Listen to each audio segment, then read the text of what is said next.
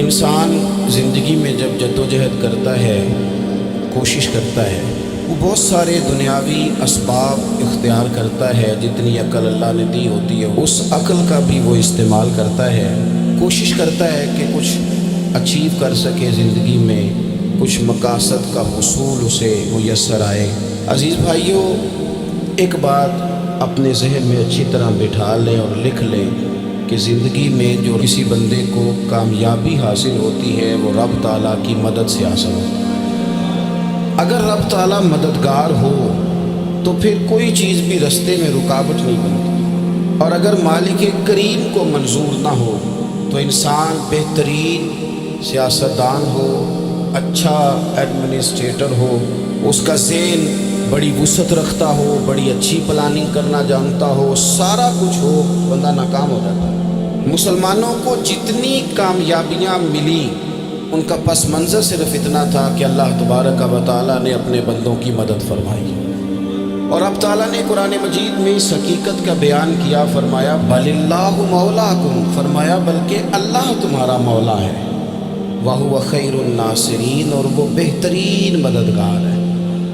وہ جو رب تمہارا مولا ہے وہ بہترین مددگار ہے، اور اگر وہ مدد کرے تمہاری، سورہ آل عمران میں آگے جا کے ارشاد فرمایا اگر اللہ مدد کرے تو پھر تم پر کوئی غالب نہیں آ سکتا، اور اگر وہ تمہاری مدد چھوڑ دے تو پھر کوئی تمہاری مدد کر سکتا؟ کوئی مدد نہیں کر سکتا۔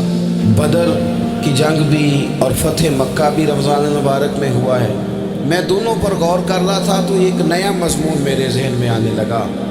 بدر کی جو جنگ ہے اس میں بھی ایک عجیب انقلاب آیا ہے کہ 313 نے 1000 سے مقابلہ کیا، اور جن 1000 سے مقابلہ کیا وہ اسلحے سے لیس تھے، اور یہ جو 313 ہیں ان کے پاس 6 زرہیں، 8 تلواریں، چند گھوڑے، لیکن اللہ نے کامیابی دی تو خود رب نے بیان کیا کس طرح دی، فرمایا وَلَقَدْ نَصَرَكُمُ اللَّهُ بِبَدْرٍ وَأَنْتُمْ أَذِلَّةٌ۔ وہ کامیابی اس طرح ملی ہے کہ رب نے تمہاری مدد کی تھی، تم تو کمزور تھے، اللہ نے بدر میں تمہاری مدد کی، تم جیت گئے۔ وَلَقَدْ نَصَرَكُمُ اللَّهُ بِبَدْرٍ وَأَنْتُمْ أَذِلَّةٌ، اللہ نے بدر میں تمہاری مدد کی، تم تو کمزور تھے۔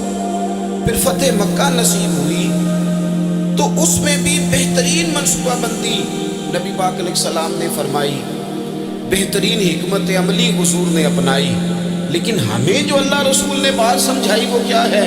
اذا جاء نصر اللہ والفتح، فرمایا جب اللہ کی مدد آئی اور فتح نصیب ہو گئی۔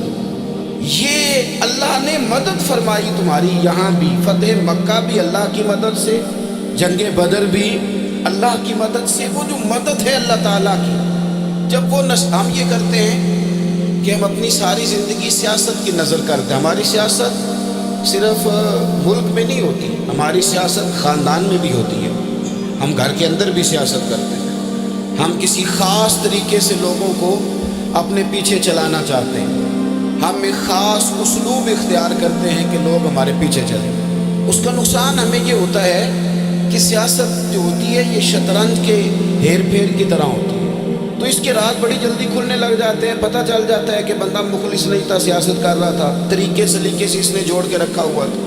ہم ہر جگہ سیاست کے بل بوتے پر چیزوں کو لے کے چلنا چاہتے ہیں، سیاستیں ناکام ہو جاتی ہیں، سیانے لوگ فیل ہو جاتے ہیں، بچتا صرف وہی ہے جس کے پیچھے رب تعالیٰ کی مدد شامل حال ہوتی ہے۔ اپنی زندگی کے اندر ہم جو کچھ بھی کر رہے ہیں، جس شعبے سے بھی ہمارا تعلق ہے، آج ہم نے اس بات پہ غور کرنا ہے کہ پہلے تو یہ غور کر لیں کہ جو کام ہم کر رہے ہیں کیا وہ کام ایسا ہے کہ اس میں اللہ کی مدد ہمیں ملے گی؟ اگر آپ کوئی معاذ اللہ ناجائز کام کر رہے ہیں، فعل حرام کا ارتکاب کر رہے ہیں، تو اس میں تو مدد الہی آئے گی نہیں۔ پہلے تو یہ دیکھیں جو کر رہے ہیں وہ کام مدد الہی والا ہے، اور اگر اللہ تعالیٰ کی مدد والا وہ کام ہے پھر اس پر غور کریں کہ کیا ہم نے مالک سے مدد کا سوال کیا ہے، ہمیں مدد میسر آ رہی ہے۔ وہ میں نے بزرگوں سے ایک بات سنی تھی، وہ بڑی یاد رہ گئی۔ وہ فرمایا کرتے تھے قابلیت بھی بڑی چیز ہے لیکن قبولیت سب سے بڑی چیز ہے۔ قابل ہونا بھی بڑی بات ہے لیکن زیادہ بڑی بات یہ ہے کہ اس کی بارگاہ میں قبول بھی ہے کہ نہیں۔ اپنی زندگی میں اللہ کی مدد کی طرف بڑھیں، मालिक की मदद का हुसूल इख्तियार करने की कोशिश करें, अल्लाह के साथ अपने आप को जोड़ें। अगर अल्लाह की मदद नसीब हो, ये जो हम जितना डरते रहते हैं, सहमे रहते हैं, परेशान रहते हैं, कोई क्या कर देगा, हमारे यहाँ ना हर शोबे में माज़अल्लाह एक माफिया है, इल्ला माशाअल्लाह। वो माफिया कहता है मेरे साथ मिलोगे तो मैं चलने दूंगा, वरना मैं नहीं चलने दूंगा। मार्केट में आ ही नहीं सकता फलाना बंदा, क्योंकि यहाँ हमारा कब्ज़ा है। और मेरे भाई, फिर बहुत सारे लोग जिनकी नीयतें और इरादे बड़े अच्छे होते हैं शुरू में, वो भी उस माफिया का शिकार हो जाते हैं और उनके रंग में रंग जाते हैं। याद रखना, किसी शख्स की ब्लैकमेलिंग का कभी शिकार ना होना, कभी किसी की मीठी और मुसज्जा मुकफ़ा बातों का शिकार ना होना। कोई क्या कर सकता है अगर अल्लाह मददगार हो तो? जिसको रब करीम उठाना चाहे उसे कोई गिरा सकता है? हम ये डरे डरे सहमे परेशान फैसला करने की ताकत नहीं, मुझे चलना चाहिए कि नहीं, उठना चाहिए कि नहीं, करना चाहिए। उठ बांध कमर क्यों डरता है? फिर देखो खुदा क्या करता है। हज़रत अब्दुल्ला इब्न अब्बास फरमाते हैं, मेरे नबी पाक अलैहिस्सलाम ने मेरी तरबियत फरमाई, हुजूर ने मेरी तरबियत फरमाई। और महबूब पाक अलैहिस्सलाम ने फरमाया, अब्दुल्ला याद रखना, ये नौजवान दोस्त मेरी बात लिख लें, परेशान लोग मेरी बात लिख लें, इनके पास कुव्वत फैसला नहीं, वो इस बात को लिख लें। हज़रत अब्दुल्ला इब्न अब्बास फरमाते हैं, मेरे नबी पाक अलैहिस्सलाम ने मुझसे फरमाया था, अब्दुल्ला सुन, अगर सारी दुनिया मिल के तेरा कोई नफ़ा करना चाहे, कर नहीं सकती जब तक मेरे रब की रज़ा ना हो।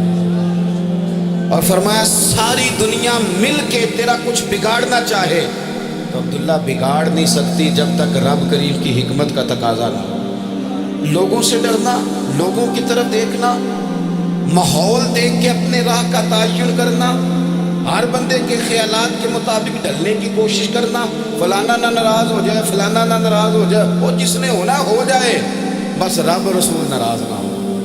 अपनी ज़िंदगी में अपने मालिक को मौला जान के, बलिल्लाहु मौलाकुम, अल्लाह तुम्हारा मौला है, वहुवा खैरुन नासिरीन, वो बेहतरीन मददगार है।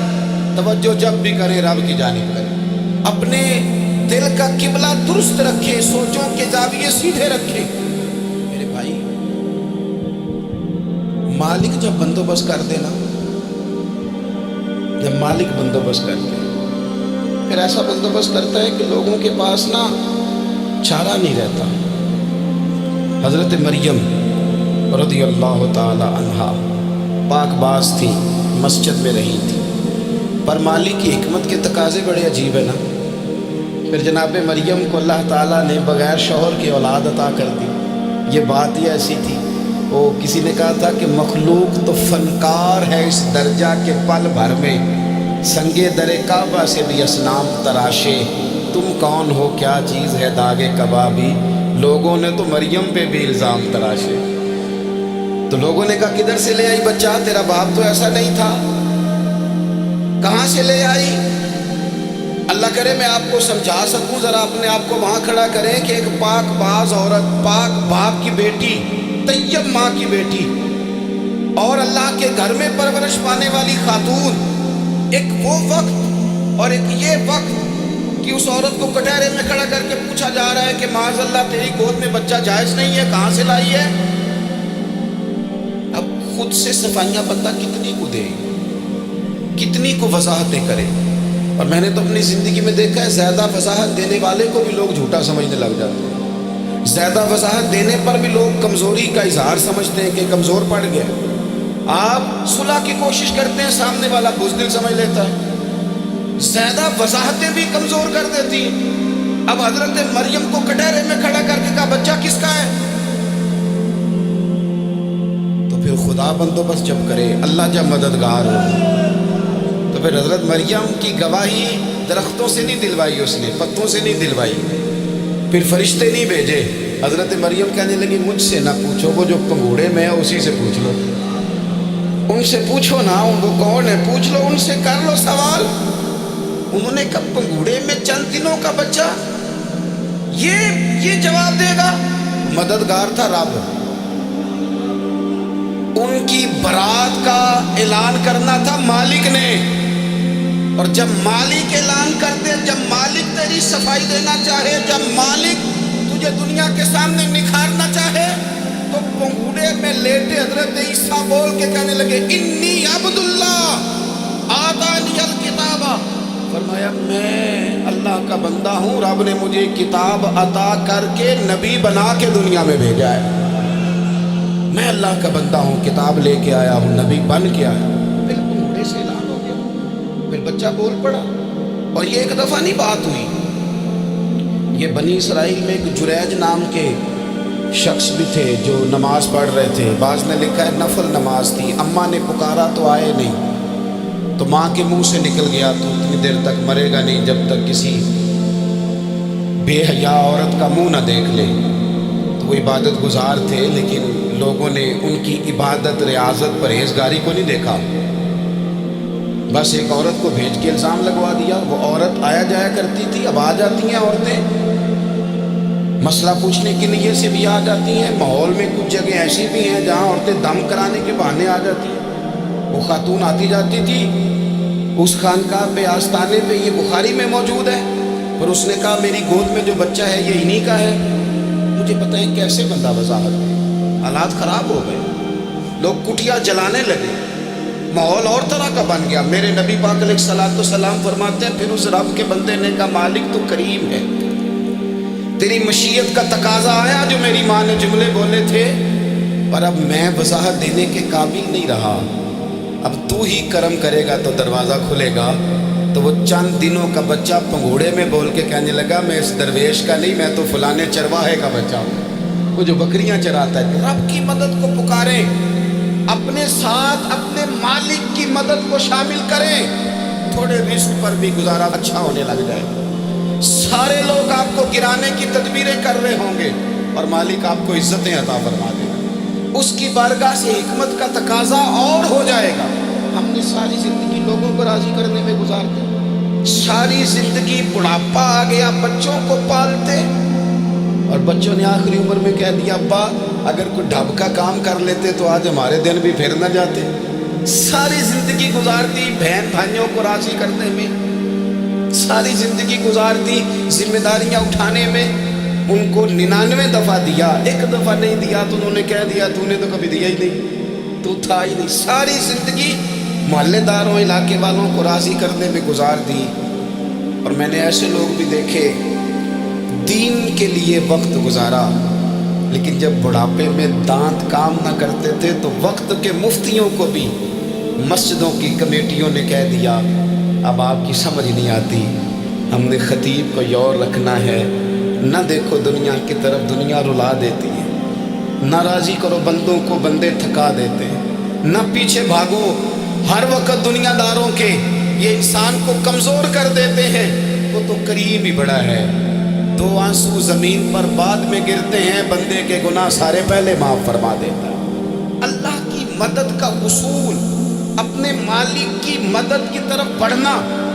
आपको बदर की जंग भी यही दरस देगी, आपको उहद का मैदान भी यही सबक देगा, फतह मक्का भी यही सबक देगा। मेरे दोस्तों, जब रब मदद फरमाए, जब अल्लाह मददगार बने।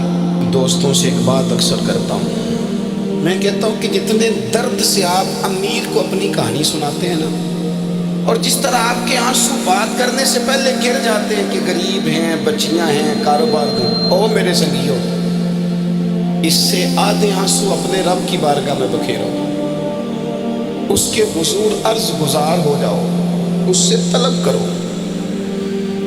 एक वक्त इंसान पर जिंदगी में ऐसा आता है कि उसे यूं महसूस होता है कि मेरा साया भी जरा सा पीछे हट गया है। उसे यूं लगता है कि मैं किसी सहारे पे हाथ डालता हूं तो वो भाग जाता है मुझसे। लेकिन मालिक की बारगाह ऐसी अजीम बारगाह है, रब रसूल के आस्ताने इतने बड़े हैं कि आप जब वहाँ कशकोले तलब दराज करते हैं तो झोली फैलाने में देर लगती है, उनको भरने में तो कोई देर नहीं लगती। हमने अपना सोच का किबला ही दुनिया को बना लिया। ये जो अल्लाह वालों की मदद है ये तो है नहीं, अल्लाह ही की मदद है। लेकिन ये जो सेठों की तरफ तवज्जो करना, नवाबों की तरफ तवज्जो करना, दुनियादारों की तरफ तवज्जो करना और अपना मिजाज इस तरह का बना लेना, यारो गर्दन को झुका देता है खैरात का पत्थर, जहाँ में मांगने वालों के सर कभी ऊंचे नहीं होते। اور اقبال کہتے ہیں غیرت ہے بڑی چیز جہان تگ و دو میں، پہناتی ہے یہ فقر کو تاج سردارا۔ میں عرض کروں گا کہ اپنی آپ جب توجہ کا قبلہ اللہ رسول کو بنائیں گے تو رب فرماتا ہے وَيَرْزُقْهُ مِنْ حَيْثُ لَا يَحْتَسِبُ، میں نہ تجھے وہاں سے رزق دوں گا جہاں سے کبھی تیرا گمان بھی نہیں گیا ہوگا کہ یہاں سے بھی مل سکتا ہے، تو نے سوچا بھی نہیں ہوگا۔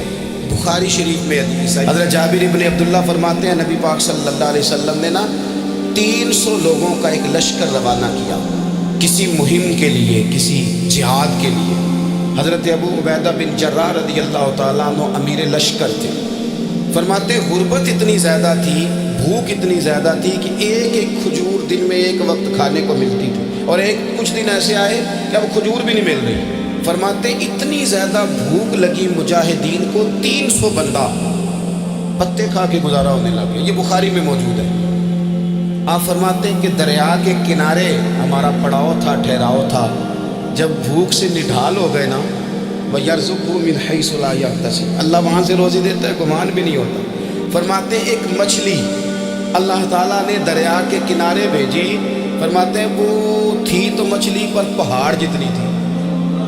بخاری میں لفظ ہیں، حضرت جابر ابن عبداللہ رضی اللہ تعالیٰ عنہ فرماتے ہیں 300 آدمی 18 دن تک اس مچھلی کو کھاتے رہے، مچھلی ختم ہی نہیں ہوئی۔ مچھلیاں نہیں، مچھلی کہتے ہیں 18 دن 300 بندہ کھاتا رہا، مچھلی ختم ہی نہیں ہوئی۔ اور فرماتے ہیں کہ اس کی ہڈی نکال کے، کانٹا کہیں گے آپ اپنی زبان میں، کہتے ہیں وہ نکال کے نا تو اس کو کھڑا کیا نا جب، تو اونٹ کجاوے سمیت اس کے بیچ سے گزر جاتا تھا، 2 اس کے کانٹے جوڑے۔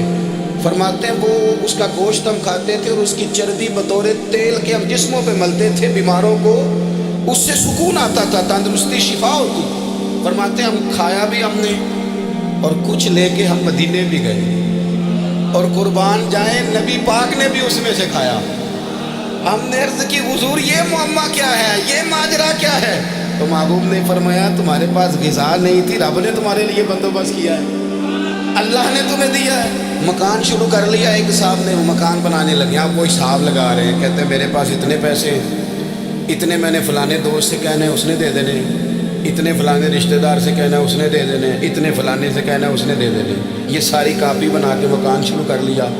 جو روز کہتا تھا نا کوئی حکم ہویا تھے دسی، سب سے پہلے اس کو کہا میاں پیسے چاہیے، وہ کہندا ہو کل ہی منڈا ٹوریا، کہتے تو پرسوں دس تے لب جانے سن۔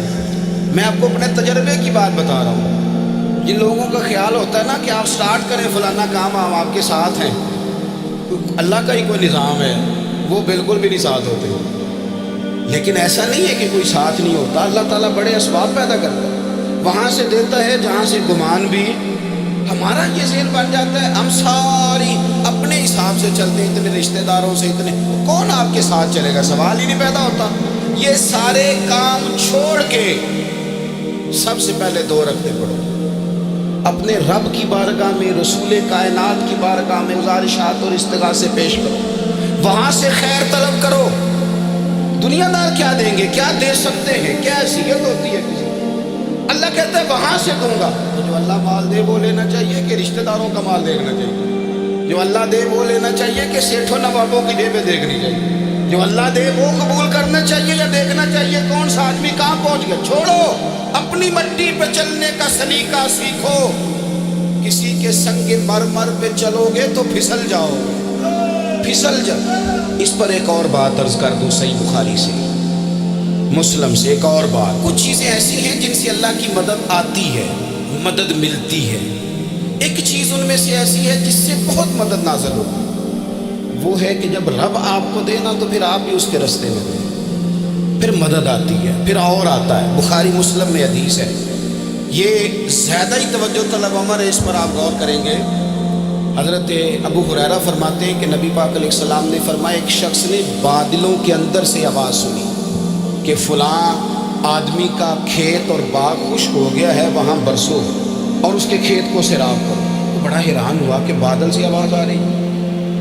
پھر اس نے دیکھا کہ ایک پہاڑی پر بارش ہوئی، وہ بادل وہاں برسا، پھر نالیوں سے ہوتا ہوا پانی ایک طرف چلا تو اس نے آواز سنی کہ حضور بیان کر رہے ہیں، وہ بھی پیچھے پیچھے چلا کہ پانی کدھر جا رہا ہے۔ اس نے جا کے دیکھا کہ ایک مقام پہ ایک باغ کو وہ پانی لگ رہا ہے اور ایک آدمی وہ پانی لگا رہا ہے۔ اس نے اس سے پوچھا تیرا نام کیا ہے؟ اس نے کہا کیوں؟ کہنے لگا بتا نا۔ اس نے نام بتایا تو کہنے لگا یہی تو وہ نام ہے جو میں نے بادلوں کے اندر سے سنا ہے کہ فلاں کے کھیت کو پانی دے دو۔ اس نے کہا یار تو کیا عمل کرتا ہے کہ اسپیشل تیرے لیے بارش برسے؟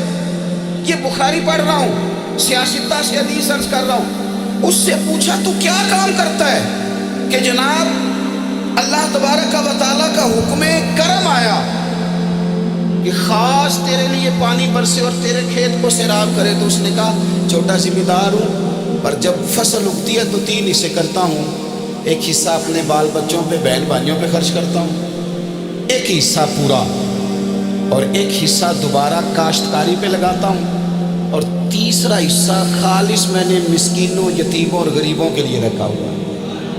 وہ جو تیسرا حصہ اللہ کرے آپ سمجھیں، وہ رب کے بندوں پہ تیسرا حصہ خرچ کرتا ہے نا، تو کریم مالک نے فرمایا جہاں سے غریب کا حصہ جاتا ہے وہ کھیت خشک نہیں رہنا چاہیے، وہ جہاں سے مسکین روٹی کھاتے ہیں وہ خشک نہ رہے، جہاں سے یتیموں کو کچھ آتا ہے کہیں اس کی فصل رہ نہ جائے۔ میں اور آپ بھی اگر اپنے مال میں مسکینوں، یتیموں، غریبوں کے حصے رکھ لیں گے تو فصلیں خشک نہیں رہیں گی، ان کے اندر تازگی آئے گی، نور آئے گا، کرم آئے گا، خاص کر خدا کی رحمت برسے گی۔ مدد اللہ سے چاہیں، اپنی توجہات کا مرکز رب رسول کی ذات کو بنائیں، پھر آپ محسوس کریں گے کہ بڑی جلدی اللہ تعالیٰ کی مدد آنے لگی ہے۔ کبھی آپ صرف کہہ دیں نا میرا رب میرے ساتھ ہے، اس لفظ میں اتنی طاقت ہے کہ دشمن ویسے زیر ہو جاتا ہے۔ زندگی میں کسی سے بھی لڑائی ہو تو اچھی طرح سوچ لیں کہ اللہ اس طرف ہے یا اس طرف ہے۔ اگر آپ زیادتی پہ ہیں تو پھر رب مظلوم کی جانب ہے۔ اگر اللہ کی مدد آپ کے ساتھ ہے تو دنیا کی کوئی طاقت آپ کو گرا نہیں سکتی، اور اگر آپ مظلوم کے مقابلے میں ظالم بن کے آپ کھڑے ہو گئے ہیں اور آپ نے رویہ وہ اختیار کیا ہے کہ جس میں مدد نہیں آئے گی، تو پھر یاد رکھ لیں کہ آپ کوئی بھی ہیں، کہاں بھی ہیں، آپ کمزور ہیں۔ طاقتور تھے ابتدائے اسلام میں، ظاہری طاقت تھی کفار مکہ کے پاس، وہ ڈنڈوں سے مارتے تھے غریبوں، ان کے ہاتھوں میں ڈنڈے تھے، پر خدائی طاقت ان مظلوموں کے ساتھ تھی۔ صاحب زرقانی نے لکھا ہے حضرت زنیرہ رضی اللہ تعالیٰ، ایک لونڈی ہے، غریب ہے، ماڑے دا کی کام محمد، نس جانا یا رونا، غریب سادی بی بی اور لونڈی کنیزہ، ایک مشرک کی کنیزہ تھی، انہوں نے کلمہ پڑھ لیا، وہ ڈنڈوں سے مارتا، دروں سے مارتا، تکلیف دیتا۔ حضرت زنیرہ رضی اللہ تعالیٰ عنہ کو اتنا مارا، اتنا مارا۔ اب آپ ایک اور پہلو پر بھی غور کریں، مار بھی پڑ رہی ہے پر خدا ادھر ہی ہے، اللہ کی مدد ادھر ہی ہے۔ رب کہتا ہے کہ پہلے تو صبر کرنا، ان اللہ مع الصابرین، تو صبر کرے گا تو پھر رب کی معیت ملے گی، ذرا ٹھہرنا، تو تھوڑا ڈٹنا۔ ان الذین قالوا ربنا اللہ ثم استقاموا تتنزل علیہم الملائکہ، تو کہے اللہ میرا رب ہے، پھر تو پہلے ڈٹ، پہلے تو نے ڈٹنا ہے۔ ثم استقاموا، جو ڈٹ گیا، تتنزل علیہم الملائکہ، ڈٹنے والے کے لیے مدد آتی، پہلے تھوڑا ٹھہرنا پڑتا ہے، پہلے تھوڑا صبر کرنا پڑتا ہے، حوصلہ کرنا پڑتا، اس کے بعد مدد آتی۔ مار پڑ رہی ہے، مارا جا رہا ہے حضرت زنیرہ کو، ان کا مالک جو ہے ظاہری آقا وہ مار رہا ہے، یہ کنیزہ ہے، ماں اتنا مارا، اتنا مارا، ان کی بینائی چلی گئی، نظر آنا بند ہو گیا۔ ابو جہل آیا اور کہنے لگا زنیرہ دیکھا نا ہمارے بت تیری آنکھیں لے گئے، معاذ اللہ، لات و منات ہمارے بتوں نے تجھے اندھا کر دیا۔ اب ایسا نہیں ہے کہ بی بی روتی جا رہی ہے، روتی جا رہی ہے، مایوسی مایوسی، معاذ اللہ، پریشانی، غریبی بڑی ہے، پوچھنے والا کوئی نہیں، یہ باتیں نہیں۔ کیا جملے ہیں خاتون کے، کیا لفظ ہیں۔ ابو جہل نے تنزیہ کہا، معاذ اللہ، کہنے لگا دیکھا نا ہمارے بتوں نے تجھے اندھا کر دیا۔ تو جناب زنیرہ آنکھوں کی بینائی گئی ہے، رات کو گئی ہے، دکھ ابھی تازہ ہے، لیکن اللہ پہ جو توکل ہے، اپنے مالک سے جو رشتہ ہے، وہ اتنا مضبوط ہے، اتنا طاقتور ہے، اس میں اتنی گہرائی ہے کہ حضرت زنیرہ بول کے نا اتنی قوت سے بولی، اتنی طاقت سے بولی کہ پورے کفر پر لرزہ طاری ہو گیا۔ فرمانے لگی تمہارے بتوں کی کیا اوقات ہے کہ میری بینائی لے جائیں، یہ میری رب کی حکمت کا تقاضا ہے۔ جب تک اس نے چاہا زنیرہ دیکھتی رہی، اور جب اس نے چاہا زنیرہ کی آنکھوں کی بینائی چلی گئی، اور اگر وہ چاہے گا نا تو بینائی واپس بھی کر دے گا۔ اگر ہو ذوق یقین پیدا تو کٹ جاتی ہیں زنجیریں، اگر وہ چاہے گا تو بینائی آ بھی جائے گی۔ حضرت زنیرہ نے رات کو یہ لفظ کہے، ابو جہل اور سارے کفار ڈر کے سن کے چلے گئے۔ آپ اطمینان سے آ کے بستر پہ سوئی، جب سویرے اٹھی تو اللہ نے آنکھوں کی روشنی واپس کر دی۔ آنکھوں کی اب چھڑی پکڑی ہے، بازاروں میں گھومتی ہے، کہتی ہیں بلاؤ کدھر ہے تمہارے نات و منات، دیکھو میرے رب نے روشنی واپس کر دی۔ آ کر میرے ساتھ ادھر آ، ستمگر ہنر آزمائے، تو تیر آزما ہم جگر آزمائے۔ بیمار لوگوں یاد رکھو، کہہ دیا ڈاکٹر نے کہ تو بڑا بیمار ہے، تو بڑا کمزور ہے، یہ ہو گیا وہ ہو گیا، تو ڈاکٹر اپنے علم کے مطابق بات کر رہا ہے، ہوگا تو وہ جو میرا رب چاہے گا۔ کمزور ہو جانا، پریشان ہو جانا، تکلیف میں آ جانا، پتہ نہیں بات ہو گئی ہے تو جانے کیا ہو جائے گا۔ اپنی زندگی کے اندر اپنے رب سے رشتہ مضبوط کریں، رسول کائنات سے رشتہ مضبوط کریں، اللہ والوں سے رشتہ مضبوط کریں۔ حضرت زنیرہ نے پیغام دیا کہ زندگی میں جو جینا چاہتے ہیں تو وہ رب کا نام لے کے جی سکتے ہیں، جو اپنی زندگی میں خوشیاں دیکھنا چاہتے ہیں تو رسول اللہ کے نام پر خوشیاں دیکھی جا سکتی ہیں۔ توکل کی بنیاد پر بندہ خوشیاں لے سکتا ہے، اور اگر انسان میں توکل نہیں ہے تو پھر وہ اس کالے جادو سے بھی ڈر رہا ہے، وہ نیلے سے بھی ڈر رہا ہے، وہ پیلے سے بھی ڈر رہا ہے، وہ فلانے سے بھی ڈر رہا ہے، وہ میرے خلاف فلانا رشتہ دار سازش کر رہا ہے تو ڈر رہا ہے، فلانا میرے بارے میں یہ کر رہا ہے تو ڈر رہا ہے، وہ پتہ نہیں دنیا ادھر ہو جائے گی تو کیا ہو جائے گا، اٹھ باندھ کمر کیوں ڈرتا ہے، پھر دیکھ خدا کیا کرتا ہے۔ تو اس ساری گفتگو کا نچوڑ آپ کو یہ عرض کیا ہے، سب سے پہلے تو یہ کہ میدانوں میں مدد بھی اللہ کی، رزق میں مدد بھی اللہ کی، فصلیں خشک ہوں تو مدد پھر بھی اللہ کرے، تو پھر ساری مدد، اور اگر انسان بیمار ہو تو پھر بھی مدد اللہ کی۔ تو اپنے اللہ کی جانب توجہ کو بڑھائیں، آپ اللہ سے مدد کے سوالی بنیں۔ ترمذی کی ایک حدیث ہے، میں آپ کو زندگی کا تجربہ بتاتا ہوں کہ جب میں بڑا پریشان ہوتا ہوں تو یہ والی روایت کھول لیتا ہوں، مزہ دیتی ہے۔ میرے نبی پاک علیہ السلام نے فرمایا اپنے دکھ سیٹھوں نوابوں کو نہ کہنا، مالداروں کا نہ کہنا، ورنہ اللہ تمہیں کبھی غنی نہیں کرے گا۔ فرمایا اپنے دکھ اپنے رب کی بارگاہ میں عرض کرنا، جلدی کرے یا دیر سے کرے اللہ تمہیں لوگوں سے بے نیاز کر دے گا، اللہ تمہیں غنی کر دے گا۔ رات کو بیٹھو نا اس کی بارگاہ، اسے دکھڑے سناؤ، چھوٹی چھوٹی باتیں۔ حضور نے فرمایا نمک بھی مانگو تو رب سے مانگو، چھوٹی چھوٹی بات سے شروع کرو نا۔ جب بندہ شروع کرتا ہے نا چھوٹی چھوٹی چیزیں تو بڑی ساری چیزیں یہ اس طرح ہوتا ہے جیسے بندہ رب سے گفتگو کر رہا ہے، مالک مجھے یہ چاہیے، مالک میں یہاں کمزور ہوں، اللہ میں یہاں پریشان ہوں۔ آپ یہ کر کے تو دیکھیں، لمبی لمبی دعائیں مانگ کے تو دیکھیں، اس کے حضور جڑ کے تو دیکھیں، آپ دیکھیں کہ راحت کتنی ہے، سکون کتنا ہے۔